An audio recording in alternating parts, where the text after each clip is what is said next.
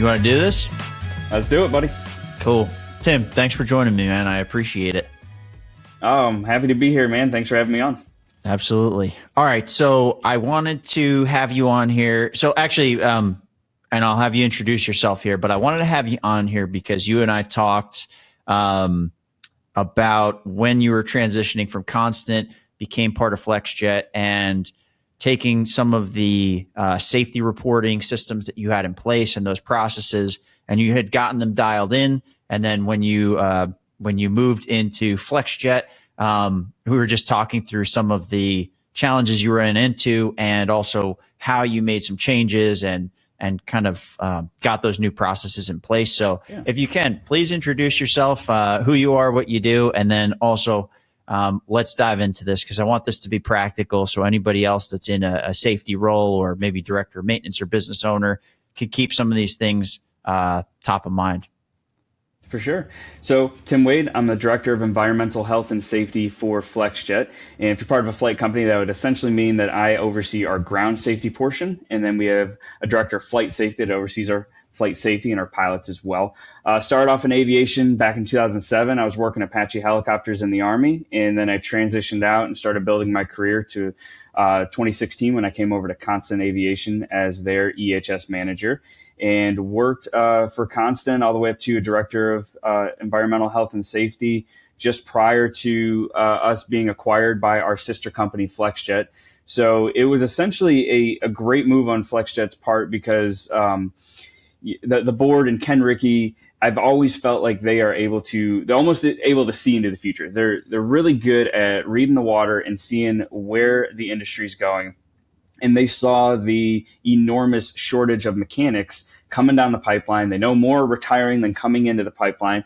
So they thought, what better way to secure a incredible maintenance foundation by merging with Constant, who already had 500 to 700 mechanics at the time. It was a huge workforce. So now we're able to fully support FlexJet with our maintenance platform. And now we're all one big happy family. Nice. Okay. So let's dive into, I want to come back to that technician shortage and some of those aspects, because I imagine that plays a pretty significant role as you oversee safety now for 5,000 employees roughly and 300 aircraft. But going back to the safety reporting. So can you walk us through some of the processes that you put in place when you were at Constant, and kind of what the situation was, what you were running into before, why you put it in place, and then what the kind of results were from that? Sure. So we found way back in 2018 that SMS was not just a fluffy title to have with your organization, that it was something actually, when you dial it in properly, is something great to have for the organization and works well. So not only did we want that, but we wanted to be one of the first MROs to achieve the voluntary Part 5 program through the FAA. And the reason we wanted to be first was not to have the bell ringing of, yes, we are the first, but when you are the first ones going through a process through the FAA, they work very well with you because they're not just seasoned to it to look at what's wrong and shove you off. So this was a great opportunity for us to work with our FSDO, the CMU, and to actually work with them, both of us learning how to get through the SMS process. So that's why we started so early with SMS. The processes we had to put in place took a lot of looking inward. Are our SOPs set up and properly written for our employees to know what they're supposed to be doing, when they're supposed to be doing it? Are they easy to use? That's one of the biggest things is, do you have not only ease of access to the procedures, but are they easy to use as well? Does your fall protection SOP have 30 pages of nonsense and a little paragraph of what they actually need to be doing? So they need to be easy to be used, ease of access to get to them. So the big thing we put in place was proper reporting. We had paper reporting, PDFs, there are even electronic PDFs, and they worked pretty well at the time. But to go from just internal reporting to a full spectrum SMS program, you needed something more robust. We started looking at the different softwares that are out there, and this is not knocking any of the softwares because there are some great software platforms out there. But there wasn't that one program that not only met our needs, but met the budget as well. Because usually when you get into the better software programs that meet your needs very well, you get 30 other things that come along with it that you don't really need, but you're paying for them anyway. And then the ones that don't really meet your needs, they're a little more consistent. It's like, well, I do need this program, but it doesn't work well for us. So we actually ended up building our own program. We used a program called Airtable, which if you used Google Sheets or Smart Sheets, it's essentially the same thing. It's just an online database, but you can take your database, turn it into an electronic form, and that's exactly what we did. And the form flows as you're submitting your hazard, submitting your incident, whatever you're doing. The questions will organize themselves based on the answers that you're placing into it. Take that form, attach it to a QR code, plaster your QR code everywhere, and you now have an easy to use, easy to access reporting system that feeds right into your database. The other great thing about the system is on the back end, once a report is submitted, safety department's automatically notified. So it's a full circle. The employee knows where to go and how to get to the system, submit it easily, and then the safety department's getting notified pretty immediately. So you have QR codes posted throughout the facility, and basically you could take your camera on your phone, highlight it over, click the link, and then submit the report. Correct. And if you've ever gone through, for anybody listening, if you've gone through your DCTs for the SMS program with the FAA, there is one, I believe it's for safety policy, where they can go interview employees. There's 3 questions they ask them. And it's, do you know where to report, how to report? Do you know what you're supposed to be reporting? And we were almost to the point of just telling employees, you don't even need to say anything at this point. Just point to the poster. Because when you scan that QR code, it brings up the SMS program and it brings up reporting. It made it so simplistic. And the FAA did try to pry a little bit. They're like, well, this is almost too simple. I'm like, no, that's the idea. It's our program. We wanted to make it as easy as possible to use that the employees didn't even need to respond to. All they do is walk up, they're able to scan it, or they can go to the online website on a desktop. We had it bookmarked on every computer, and there's all their stuff. And it wasn't like it was all 50 SOPs that we had and all this stuff and really cluttered. It was just simplified of what they needed. They answered a few questions. They were able to get into the direction they needed to go. What was the reporting process like before that? It would be a PDF that they emailed to the safety department. And then where we started getting into, and this was a little bit before us going for SMS, we tried to look into different electronic reporting options, because when you were getting the PDF in the email, then I would have to take the information out of the PDF and put it in the database for tracking. And we're like, it's doubling the work. And especially if it was a handwritten PDF, then you're trying to translate someone's chicken scratch and then type it up properly. And half the time you're going back to the person that submitted it. And if you have to go back to the person submitting it, do you have anonymous reporting? Not necessarily. So that's where we were getting into, we need something better than a PDF coming through. We need something easier to use, because also with the PDF is you are now giving the employee every option of reporting. You're giving them hazmat spill, injury, damage, all those kinds of things, when they might just need the one, and then they're taking 20, 30 minutes of their time to read over this giant form. They don't need that. So the electronic reporting allowed us to make it much more consistent and tie it into where they can just only utilize what they needed. All right. So basically what you were running into is that up front, it was kind of a cumbersome process where essentially somebody would have an incident that happens, or they want to report something. They'd have to go find a PDF. The PDF would have all of the options and possibilities of what this could be. I've got to sift through. I've got to put in what I need, whether I type it. Maybe I'm not super familiar with Acrobat or whatever it might be, or my trial expired on my computer, whatever annoying thing happens with that. Now I've got to take that email to somebody. Somebody's got to hand jam that into a system for tracking. And so basically the philosophy was, can we find something that prompts them with the minimal amount of information that says what's happening? I select that drop down, and then I put in the relevant info. That automatically goes back to a database. So you're making that reporting process really streamlined so there's no confusion. And then when you get that information on the back end, what are you guys doing with it? How do you use it? Are you using it to kind of gather data, or are you using it to actually like influence decisions and make changes? What's the value of that data? Sky's the limit. When you're getting Okay. solid data coming in, and one of the best things about going down a path like this to where you are showing the employees and the people who are utilizing the system that we care about your time, to the point where I don't want you to print this form off and submit it. I want it to be easy and streamlined as possible.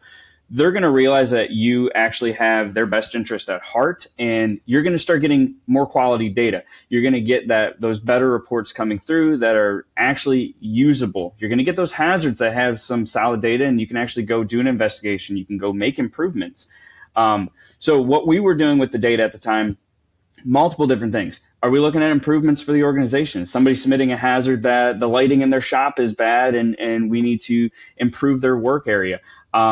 The other thing we were doing was some solid metrics to show them that their reports coming through are not here to go on a witch hunt and see which location had the worst behavior, but to actually show that the organization overall is doing very well.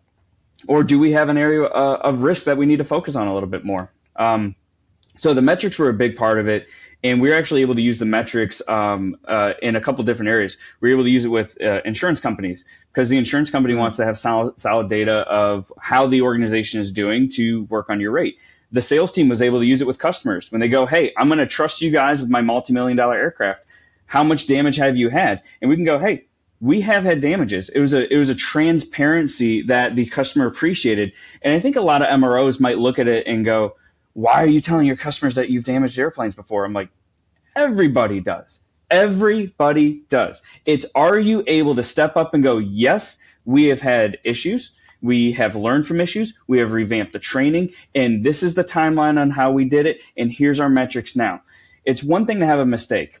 It's another to have a repeat mistake. But we can show tracked and trended data at that time that we have learned from things moving forward, and this is why you have a solid place to bring your aircraft, versus someone saying, oh, we work thousands of aircraft every year and we haven't had a single incident. It's like, sure you have, you just don't report it, and if you do report it, you're not transparent about it. Okay. And so you mentioned something that was interesting, the witch hunt aspect. Mm-hmm. When you implement something like this, what is the skepticism that you get from the team? And rightfully so. I mean, worrying that, I'm sure plenty of people have worked at jobs where you try to do the right thing and you do get punished for it. So what are some of the ways that shows up when you want to roll this out? What's kind of the pushback that you get, and how do you work through that? And then what kind of metrics do you show that are important to the team? Absolutely. So number one, your safety team needs to be the one that makes the first step. It's not going to be the employees, because you need to establish and build trust in the system. And I know we're going to talk about FlexJet here in a second. That's exactly what we had to do at FlexJet. We couldn't just be a brand new director of safety walking in going, hey, do this. And they're going to be like, why? We don't trust your system at all. Why would we do that? And honestly, I'm realistic. I wouldn't want them to. I need to prove to you that it's a trustworthy system that you're going to be submitting your most vulnerable data to. So you will get pushback on it. You need to build the trust by your actions. You need to start taking those reports and actually giving them feedback. A response is your first step. Actually doing something with it is going to be your next step. And then the metrics is your third step, showing them that it's been proven month over month, year over year, that we are making improvements and having great strides towards things. So what I like to do is every month I would show an incident blotter. Not everything in the information was always vetted for anything personal, but I would show, hey, here's a couple incidents that we had, here's a couple hazards that were submitted, and then what is always the remediated action that we took to actually fix the items coming through. Did we take any steps? Has nothing happened with it? What is the actual risk of it? So there's a lot of things you can do with the data coming through to start to build that trust. And you mentioned metrics. One of the best metrics I think that any MRO can use is when you have data coming through, you should be doing a risk assessment on everything. Doesn't matter if it's reactive to an incident or a proactive risk assessment to a hazard coming through. You should be assessing every single thing for risk, no matter how big or how small. The people who only do a risk assessment when they completely total an aircraft, you'll never figure out why you got to that point, because you didn't do risk assessments on the tiny things first. You don't build up to that. So the metric I like is what would go ahead. what would an example of that be? Because that makes sense, like long term. Of yeah, it's not just you have this big incident that happens all of a sudden, but you were perfect before then. It's like many steps leading up to that. What would an example of that be? And then let's get back to the metric. Sure. So the example I always like to use is a fire bottle. It's a relatively inexpensive event that almost every MRO will have. I blew a fire bottle in the Army a couple times. Almost every technician has hit the wrong button and heard the pop, or bumped something in the cabin, and you hear the pop of the fire bottle. So it's a very common mistake. It's a very common thing that happens. And it's, for one fire bottle, it's relatively inexpensive, of course, depending on the organization, but it's probably not going to even bankrupt a tiny one plane operation. So that is a relatively small incident that most people would say, why report that? It's so small. It's insignificant. It's just part of maintenance. So let's say it's about $1,500 to recharge that fire bottle. If you have a large scale operation where you're working 30 to 50 aircraft at a single time, hundreds of technicians, and all of them have that same opportunity to blow a fire bottle, you could be looking at a pretty significant risk, especially with the likelihood of that taking place. So if you put it on a risk assessment, what somebody would normally say, we don't even need to report that, I've actually ran the numbers for multiple different organizations. They always land right in the middle at almost a medium. And if you have a legitimate SMS program, a medium risk means you have to take action. So your SMS tells you have to take action, but this was something that you weren't even bothering with reporting because you thought it was so insignificant. It's those little things that on the severity scale are relatively small. They're not very severe. However, because they happen so often, that likelihood bumps up your risk, and now you should be tracking and trending it. You should be doing something about it. You should be putting in more training and looking into that incident. So that's one of those little ones that most people wouldn't think about, but they're pretty big on the scale.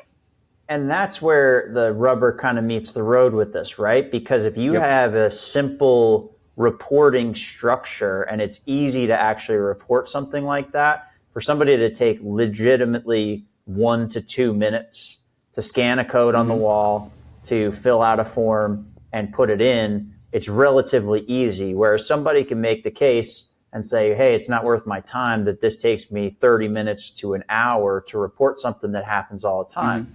But then, so that's kind of a bridge to the actual technicians and the team working it and making it easy to report. But then also too, you bring something up. If you're at a larger scale organization and that's $1,500 a pop and it's fairly common, that's even a way to have the conversation with the executive team that might not really, they might not be aware of all the safety risks. And so they might not necessarily put as high of a value on it as maybe somebody who's been in those shoes. But if you can tie that even to a dollar amount to get them to see, hey, across 300 technicians over the course of 2 or 3 years, you might be spending hundreds of thousands of dollars on these kinds of incidents. This is just one simple thing. And you can even use, it seems like you can use financials to get executive team buy-in to build a culture of safety. Am I thinking about it the right way? Absolutely, yeah. And especially if I've seen a couple organizations where the executive team has that buy-in, but they haven't built up the reporting culture yet. So then your execs are asking the right question of, hey, we're spending, like you said, it could be into the hundreds of thousands for these minor incidents. We're dropping this kind of money on these damages and these incidents. We have no reports to show for it. Well, it turns out they're only reporting the big stuff, the $1 million engine or something like that. And it's like, well, that's not where your risk lies. Your risk lies in all of the little stuff. I didn't pull the right circuit breaker and I fried this. I didn't, ground this and now this is damaged. I don't have a drop tool policy and now I'm dropping it through the leading edge of a Gulfstream wing and now I got to replace a huge section. I didn't do proper tug and tow training and now I'm busting wingtips off on hangar doors and hangar rash. All these things add up. And when you look at it as a single incident, some of them might be insignificant to where the cost is low enough to where that's not going to impact the budget line item. But when you broaden that out over the entire organization, if you have multiple locations, multiple technicians, tons of aircraft and work, you are looking at a substantial line item on the budget just for mistakes that could be preventable with the proper risk assessments, so you know what you're looking for. Interesting. Okay, cool. So let's go back to your metric. Yeah. So my favorite metric goes off of these risk assessments. So you never want to penalize your employees for the amount of reporting that they're doing. So you never want to just produce a metric that is, we've had 15 reports per 10,000 hours work, because then they'll look at that and go, oh, well, that's a lot. How do you know it's a lot? All right. That's minuscule for an Amazon, but that's a lot for a mom and pop shop. The quantity of reports per hours worked is not significant unless you tie it back to something as a baseline. So what I like to use is how many reports we have per 10,000 hours is our baseline versus how many reports per 10,000 hours were rated as a medium or higher risk. And when you see those two line items going against each other, what you'll see is, hopefully, you will see the amount of reports going up and the amount of medium or higher, your elevated risk reports, going down.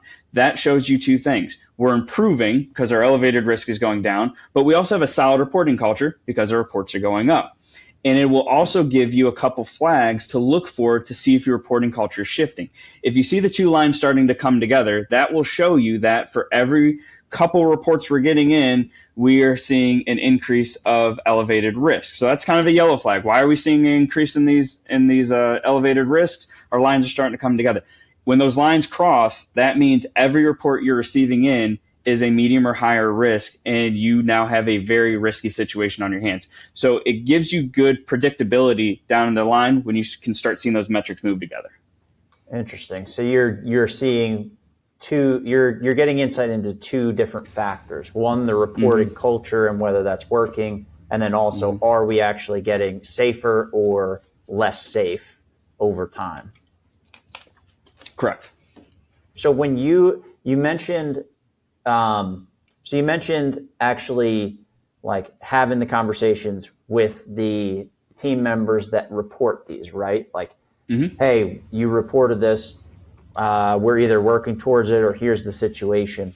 How do you give that information back to the team members? Is it through team meetings? Do you address people one-on-one? Do you go make changes and then say, here's the process changes that we did? Like, what does that look like to let people know this isn't just going into a vacuum?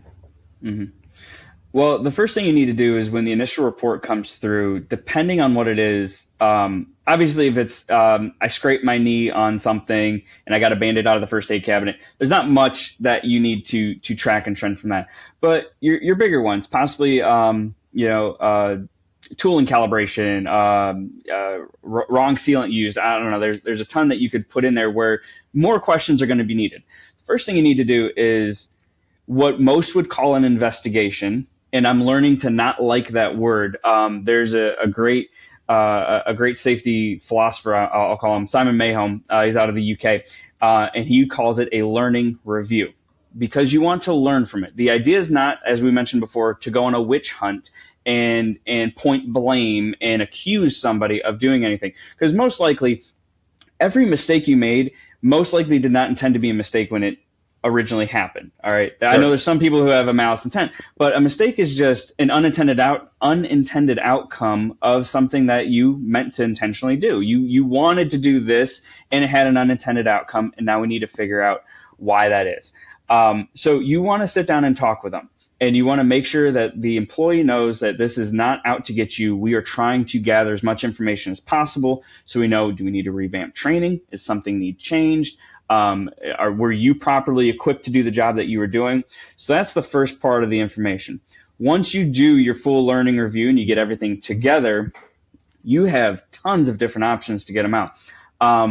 The one that is most common would be a monthly safety meeting. We're going to go through a monthly safety meeting. There's going to be an incident blotter. We're going to go over those things. But what I like to do is, little videos. We just had a hazard report come in from a cabin server a couple weeks back. over the design of some drawers on one of the aircraft. As you open them, had a pinch factor on the fingers, and she, submitted the hazard to us, and we're like, "This is awesome! It's a quick fix. It was pretty minor in nature, but we used that and built out into a video of how somebody utilized the system, submitted the hazard, and immediately got it into the hands of engineering in the interior shop, and a fix is in place for it, and could show them full circle." So little videos are great. Newsletters, monthly safety meetings, YouTube videos that can go out to the entire company, putting information up into your executive team if they do like a weekly chat with the board so they know what's going on. Read through safety promotion for SMS and utilize anything that's listed in there. There are multiple different platforms and pathways to promote your safety program. Use them all, because what might work for somebody might like reading the report, but your up and coming generation might want to watch a video or a quick 60-second like TikTok on what is actually going on. So utilize all facets of information sharing that you can. Okay. So basically it's take the info, make the resolutions you need, and then get that information back out to the team and kind of meet them where they're at, whether that's through Correct. videos, PDFs, whatever it might be, meetings, or really a combo of all of the above that actually work for you.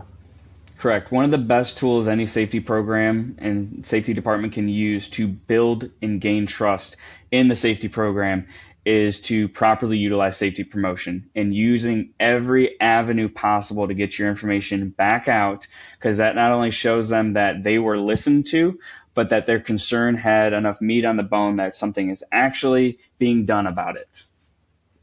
Nice. And so what has it been like to go from roughly 700 employees that you're overseeing safety for now about 300 aircraft and about 5,000 employees? What's that been like? Well, now we are, I guess I would be about a solid year, a little bit more fully into the transition, and I feel like I have my feet under me. I will admit the first month was, it wasn't crazy. It was overwhelming, and not in a bad way. I thought Constant was a complex organization because we had multiple locations, and we handled everything an MRO could handle. Full interior shop, full paint shop, the works. Going to FlexJet, where it is a global footprint of an organization, a fully established organization. And that was the other thing. You had two very well-established companies coming together.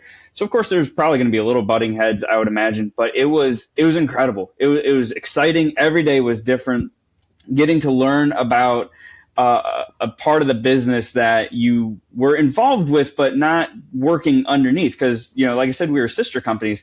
And it was we could see them from afar almost, but to actually get to work with them now was incredible. So I'd say the first month was a little crazy, trying to get your feet underneath you, trying to figure out who has what policy, what's working well, what isn't working well, how can we mix these in. And I think now we have a great groove going. Things are going very smoothly. The safety department is well established now. And what I love doing is what we keep calling the around the world. We're hitting all of our locations and speaking with all of the technicians face to face in their own hangar, so that way they know who the safety team is, why we're here, and that we're here as a resource for them. So, like you mentioned, it is it is an enormous company, but it is absolutely exciting, and I love being involved in an organization that is always forward thinking. Not what are we doing today? What are we doing next year, in 5 years? How are we shaping the organization today to be sustainable in 5 years? That's the one thing I love the most about this organization. And so you've got a team. Do you have like a team that's kind of located around the world, or are they traveling around the world? Located around the world. So we have a team in Italy. We have because there's a small maintenance facility out there as well. We have a team in the UK with a full safety program in the UK. The majority of us are located in Cleveland, Ohio, as well. But yeah, we're we're everywhere, and we try to be at all of our locations so that everybody feels equally supported. Just because you're a corporate safety team does not mean you have to sit at corporate and wait for the things to come to you. Go out and find out. It doesn't matter how big your organization is. Get out on the hangar floor, walk through the hangar floor, talk to them. Be a face that they can recognize, or else why would they submit any reports to you? Why would they voice any concerns to you? They need to be able to see you. How do you as a leader, how do you convey that to your team? Like, how do you build that safety culture within the safety team, and that culture of like, go find stuff, be proactive, introduce, like how have you found success leading a team like that and kind of shaping that culture? I have a great mentor above me, Kent Stauffer. He's the VP of safety for us, and he manages our safety team extremely well. And then Chuck Starkowski is at the one sky level, and their viewpoint is exactly that of safety cannot be confined to an office, because it is not something you do. It's a culture, it's a feeling, it's a sense of security that you are coming into an organization that cares for you. And the only way to convey that culture and that sense of security, that our employees are working in an area that actually cares that they go home in the same shape they came into work, and cares that not only do they go home in the same state, but that they go home energized and better, and that they work in an area that they're comfortable in. The only way to do that is to get out and actually talk with them. Our pilots are all over the world at all times. So communication to them via, electronic, via your newsletters and things like that needs to be continuous. They need to continually be feeling supported and able to be contacted. And then our mechanics in the hangars, we need to always be out there supporting them as well, because that culture, like I said, can't be just written into an SOP, and that sense of security can't just be put out into a newsletter once a month. It needs to be it's a relationship, essentially. We need to fuel that at all times. That's awesome, man. Congrats on Thank you. Moving into this role. It's very cool. I love it. So, all right, I feel like we could talk about this for a couple hours. So maybe let's put a pin in this, and we'll probably have to schedule round 2 for this, but we'll see what kind of questions we get from the listeners, and we can do that. But before we wrap up, is there anything else that we should touch on? Anything else we should touch on? Not necessarily. I think that about covers it. Is there any other questions you had at this time? No, I'm good. Well, probably 30 more, but like I said, let's 30 more conversations. Yeah. Yeah. Well, Tim, thanks for joining me on here. I really appreciate it. And where can people get in touch with you? LinkedIn would probably be best. I'm definitely on LinkedIn. Email address would be tim.wade@flexjet.com. Absolutely loving what I'm doing. And the beautiful part of safety right now is that it's not necessarily a marketable thing. And I think anybody who's involved in business aviation safety understands that you can reach out to all of us. I've got contacts at the big OEMs. I've got contacts at the MROs, and we chat all the time. Hey, I'm kind of stuck on this thing. What do you want? You don't want to reinvent the wheel in this role. So reach out if you guys need anything. Any MRO, you're welcome to reach out. We'd be happy to help you and get you on the right path for what you need. Especially, I'm involved with the NBAA Safety Committee as well. We have what's called a need to know packet. And that helps get you a good foothold on SOPs and different programs and things. So before you kill yourself reinventing something, reach out. We're happy to get you in the right direction. Awesome. Thanks, Tim. Appreciate it.